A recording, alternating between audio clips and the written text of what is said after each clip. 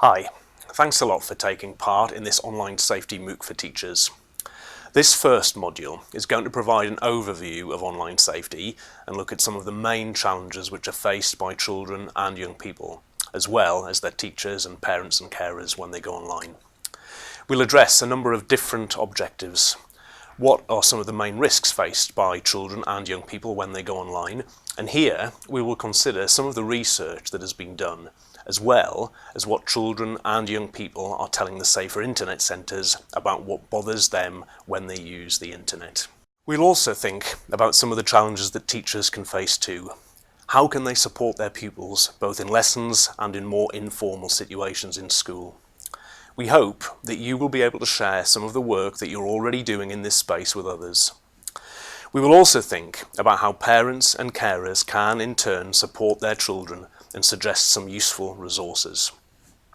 Finally, we will discuss whole school approaches to online safety and think about how schools can assess how well they are addressing this really important area.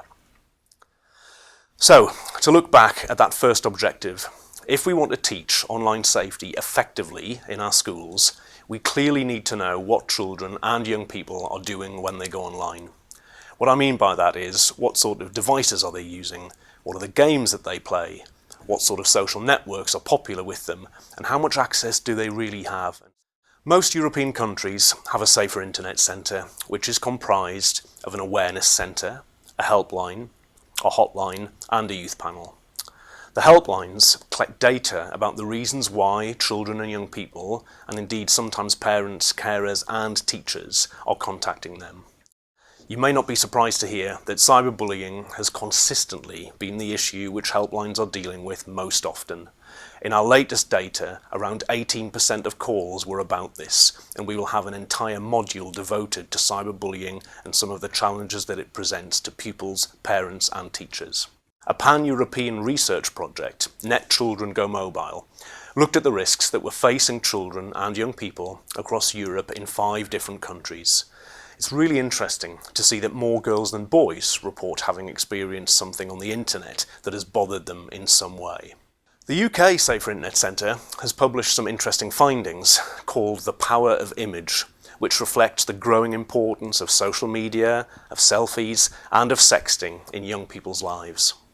For example, it found that 70% of 8 to 17-year-olds said that they had seen images and videos which weren't suitable for someone of their age in the last 12 months. 45% of 13 to 17-year-olds said that they had seen nude or nearly nude photos of someone they know being shared around their school or local community. We'll talk more about this, sexting, in Module 4, but it is clearly a problem for most schools. Online safety covers a wide range of different issues, and it is impossible to cover them all in this MOOC.